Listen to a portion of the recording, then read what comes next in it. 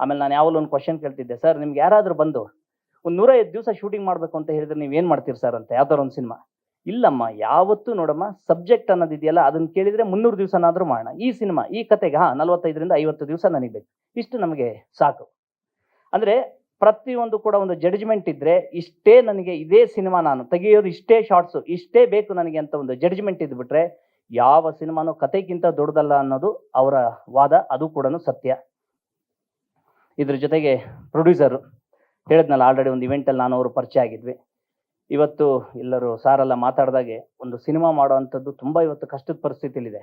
ಆದರೆ ಒಂದು ಸಿನಿಮಾನ ಅಷ್ಟು ಅನ್ಕೊಂಡದ್ದು ಟೈಮಲ್ಲಿ ಶುರು ಮಾಡಿ ಇನ್ನೊಂದು ಮಾಡಿ ಅದನ್ನು ಪ್ಲ್ಯಾಂಡ್ ಆಗಿ ಆಮೇಲೆ ಎಲ್ಲೂ ಕೂಡ ಕಾಂಪ್ರಮೈಸ್ ಇಲ್ದಿದ್ದ ಹಾಗೆ ಒಂದು ಸಿನಿಮಾ ಮಾಡೋದಿದೆಯಲ್ಲ ಸರ್, ಇವತ್ತು ಖಂಡಿತವಾಗೂ ಅಷ್ಟು ಈಸಿ ಅಲ್ಲ. ನಿಮ್ಮ ಕಡೆಯಿಂದ ಸಾಧ್ಯವಾಗಿದೆ ಅಂದರೆ ಅದಕ್ಕೆ ಯಾವುದೋ ಒಂದು ಹೇಳಿದ್ನಲ್ಲ, ದೈವಶಕ್ತಿಯಿಂದನೇ ಆಗಕ್ಕೆ ಸಾಧ್ಯ. ಯಾಕೆಂದರೆ ಈ ಥರದ್ದೊಂದು ಸಿನಿಮಾನ ಅಷ್ಟು ಬೇಗ, ಆಮೇಲೆ ಕಲಾವಿದರು ದಂಡೇ ಇದೆ ಇದರಲ್ಲಿ. ಯಾಕಂದರೆ ಇಲ್ಲಿ ನೀವು ಹೇಳಿರುವಂಥದ್ದು ತುಂಬ ಜನ ಕಡಿಮೆ ಹೇಳಿದ್ದೀರ, ಬಟ್ ತುಂಬ ಜನ ಆರ್ಟಿಸ್ಟ್ ಇದ್ದಾರೆ ಈ ಸಿನಿಮಾದಲ್ಲಿ. ಇದೆಲ್ಲವೂ ಮಾಡಿರುವಂಥದ್ದು ನಿಮ್ಮೆಲ್ಲರ ಒಂದು ಏನು ಶ್ರಮಕ್ಕೆ ಖಂಡಿತವಾಗಿ ಇದರಲ್ಲಿ ಒಂದು ಪ್ರತಿಫಲ ಸಿಗುತ್ತೆ ಅನ್ನೋ ಒಂದು ನಂಬಿಕೆ ಇದೆ. ಇದನ್ನ ಮೀರಿ ನಮ್ಮ ಪ್ರೊಡ್ಯೂಸರ್ ಸರ್ ಒಂದು ಆ್ಯಕ್ಟ್ ಮಾಡಿದ್ದಾರೆ. ನನಗೆ ಆ್ಯಕ್ಚುಲಿ ಸಿನಿಮಾ ಮಾಡಿ ಕಥೆಯೆಲ್ಲ ಕೇಳಾದ್ಮೇಲೆ ಒಂದು ಕ್ಯಾರೆಕ್ಟರ್ ಇತ್ತು, ಇದನ್ನು ಹೇಗೆ ಮಾಡ್ತಾರೆ, ಯಾರು ಮಾಡ್ತಾರೆ, ಇದು ಕೂಡ ಒಂದು ಇಂಪಾರ್ಟೆಂಟ್ ಕ್ಯಾರೆಕ್ಟರ್ ಅಲ್ಲ ಅಂತ ಒಂದು ಒಳಗಡೆ ಅಳುಕಿತ್ತು. ಡೈರೆಕ್ಟರ್ ಸರ್ನು ನಾನು ಕೇಳಿದೆ. ಅವಾಗ ಪ್ರೊಡ್ಯೂಸರ್ ಫೈನಲ್ ಆಗೋಷ್ಟೊತ್ತಿಗೆ ಹೇಳಿದರು, ಹೀಗೀಗೆ ಸರ್ ಈ ಪಾತ್ರ ನಾನು ಮಾಡಬೇಕು ಅಂತ ಅಂದ್ಕೊಂಡಿದ್ದೀನಿ ಅಂತ. ಆಮೇಲೆ ನಾನು ಅವ್ರ ಬಗ್ಗೆ ಎಲ್ಲ ವಿಚಾರಿಸಿದಾಗ ಅವರು ಕೂಡ ನಮ್ಮ ಏಜಲ್ಲಿ ಆರ್ಟಿಸ್ಟ್ ಆಗಬೇಕು, ಕಲಾವಿದರಾಗಬೇಕು ಅಂತ ಹೇಳಿ ರಂಗಭೂಮಿ ಈ ಥರದ್ರಲ್ಲೆಲ್ಲ ಇದ್ದು, ಅವರೇ ಒಂದು ದಿವಸ ಶೂಟಿಂಗ್ ಸ್ಪಾಟಲ್ಲಿ ಹೇಳಿದರು, ಡಾಕ್ಟರ್ ರಾಜ್ಕುಮಾರ್ ಅವರ ಶೂಟಿಂಗು ಎಲ್ಲೇ ನಡೆದ್ರು ಕೂಡ ಅವರು ಸೈಕಲ್ ತಗೊಂಡು ಅಲ್ಲಲ್ಲಿ ರಾಮನಗರ, ಅಲ್ಲೋ ಸರ್ ರಾಮನಗರ, ಚನ್ನಪಟ್ಟಣ ಅಲ್ಲಿಗೆಲ್ಲ ಹೋಗೋರಂತೆ. ಯಾರು ತಪ್ಪಾಗಿ ತಿಳ್ಕೊಬೇಡಿ. ಅಂದರೆ ನಮಗೆ ಅಣ್ಣವ್ರನ್ನ ಡಾಕ್ಟರ್ ರಾಜ್ಕುಮಾರ್ ಅಂತ ಕರೆಯೋದ್ರಲ್ಲೇ ನನಗೆ ಯಾವತ್ತೂ ಒಂಥರ ಖುಷಿ. ಅದೊಂಥರ ಗತ್ತು, ಅದೊಂಥರ ಹೆಮ್ಮೆ.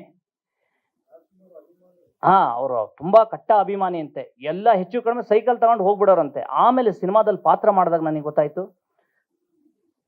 ಎಷ್ಟು ಅಂದ್ರೆ ಇವರು ಪ್ರತಿಯೊಬ್ಬರದ್ದು ಅವ್ರದೇ ಆದ ಒಂದು ಶೈಲಿ, ಅವ್ರದೇ ಆದ ಒಂದು ಸ್ಟೈಲ್ ಇರುತ್ತೆ ಅಂತೀವಲ್ಲ, ಆ ಒಂದು ಸ್ಟೈಲು ಆ ಸಿನಿಮಾ ಪಾತ್ರಕ್ಕೆ ಅವರು ನೀಡಿದ್ದಾರೆ. ಆಮೇಲೆ ನನ್ನ ಪಾತ್ರದ ಬಗ್ಗೆ ಡೈರೆಕ್ಟರ್ ಸರ್ ಹೇಳಿದ್ದಾರೆ. ಖಂಡಿತವಾಗೂ ನನಗೆ ತುಂಬಾ ಇಷ್ಟವಾದಂಥ ಪಾತ್ರ ಮಾಡಿದ್ದೀನಿ. ನನಗೆ ಯಾವತ್ತೂ ಜೀವನದಲ್ಲಿ ಅಡ್ವೊಕೇಟ್ ಆಗಬೇಕು ಅಂತ ಭಾರಿ ಆಸೆ. ನಮ್ಮ ಮನೆಯಲ್ಲಿ ಎಲ್ಲ ಹೆಚ್ಚು ಕಡಿಮೆ ಆ ಥರ ಫೀಲ್ಡಲ್ಲಿ ಇರೋರೇ ಜಾಸ್ತಿ. ಆಮೇಲೆ ಪೊಲಿಟಿಷಿಯನ್ಸ್ಗಳದ್ದು ಹೇಗೆ ಅಂತಂದರೆ, ನನ್ನ ಜೀವನದ ನನಗೆ ಅನ್ನ ಕೊಡ್ತಾ ಇರೋಂಥ ಫೀಲ್ಡ್ ಬಂದು ನಾನು ರಾಜಕೀಯ ಅಡ್ವರ್ಟೈಸ್ಮೆಂಟ್ ನಡೆಸೋದ್ರಿಂದ ನನ್ನ DP ಎಲ್ಲ ನೋಡೋದರಿಗೆ ಗೊತ್ತಿರುತ್ತೆ. ಯಾವಾಗಲೂ ಅದೇ ಇರುತ್ತೆ, ಪೊಲಿಟಿಕಲ್ ಅಡ್ವರ್ಟೈಸ್ಮೆಂಟ್. ದಿವಸ ನಾನು ಏನಿಲ್ಲ ಅಂದ್ರೂ 2-3 ಜನ MLA ಅವ್ರ ಜೊತೆಗೆ, PA ಗಳ ಜೊತೆಗೆ, ಗನ್ಮ್ಯಾನ್ ಜೊತೆಗೆ, ಯಾರ ಜೊತೆಗಾದ್ರು ಮಾತಾಡ್ತಾ ಇರ್ತೀನಿ. ಆದರೆ ನನಗೂ ಕೂಡ ಕನಸು ಏನೇನು ಇದೆ, ಅದು ಸಮುದ್ರ ಬಿಡಿ.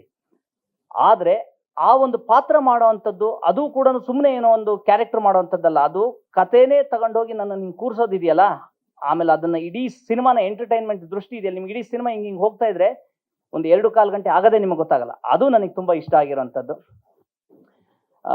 ಜೊತೆಗೆ ಈ ಸಿನಿಮಾದಲ್ಲಿ ಟೆಕ್ನಿಷಿಯನ್ಸ್, ನಮ್ಮ ಕ್ಯಾಮ್ರಾಮನ್ ಸರ್ ಬಂದು JJ ಕೃಷ್ಣ ಅವರು, ಮತ್ತೆ ಅವ್ರ ಮಗ ದೀಪಕ್ ಅವರು. ಇಲ್ಲಿ ಹೇಗೆ ಅಂತಂದ್ರೆ JJ ಕೃಷ್ಣ ಅವರು ಇದರಲ್ಲಿ ಕೂತ್ಕೊಂಡ್ಬಿಡೋರು, ಏನು ಮಾನಿಟರ್ ಹತ್ರ. ಅವ್ರದ ಮತ್ತೆ ಡೈರೆಕ್ಟರ್ ಸರ್ ಮಧ್ಯದಲ್ಲಿ ಒಂದು ಒಳ್ಳೆ ಅಂಡರ್ಸ್ಟ್ಯಾಂಡಿಂಗ್ ಇದೆ. ಮಗ ಶಾರ್ಟ್ ತೆಗಿತಾ ಇದ್ರೆ ಏನು ಬೇಕು ಏನು ಬೇಡ ಅನ್ನೋದನ್ನ ಇವ್ರು ಜಡ್ಜ್ ಮಾಡಿ ಹೇಳೋರು. ಇದು ಹೇಗಾಯ್ತು ಅಂದ್ರೆ, ಇಬ್ಬಿಬ್ರು ಕ್ಯಾಮ್ರಾಮನ್ ಇದ್ದಾಗ ಒಂದು ಸಿನಿಮಾಗೆ ಯಾವ ಥರ ಆಗುತ್ತೆ, ಅದು ಆ ಕೆಲಸಕ್ಕಿನ್ನು ಪರ್ಫೆಕ್ಷನಿಗೆ ತುಂಬ ಹೆಲ್ಪ್ ಆಯಿತು ಸರ್. ನಿಮ್ಮ ಎಲ್ಲ ಸೀನಿಯಾರಿಟಿಗೆ ನೀವು ಕೊಡ್ತಿರೋ ಅಂತ ಎಲ್ಲರಿಗೂ ಒಂದು ಆ ಬೆಲೆ, ಅವೆಲ್ಲವೂ ನಾವು ನೋಡಿ ಕಲಿಬೇಕು. ಯಾಕೆಂದರೆ ನೀವಿರ್ಬೋದು, ಡೈರೆಕ್ಟರ್ ಸರ್ ಇರ್ಬೋದು, ಅದು ಯಾವತ್ತೂ ನಮಗೆ ಖುಷಿ, ಹೆಮ್ಮೆ. ಅದಾದಮೇಲೆ ಮ್ಯೂಸಿಕ್ ಡೈರೆಕ್ಟರ್, ಒಬ್ಬ ವಿನಯ್ ಚಂದ್ರ ಅವರು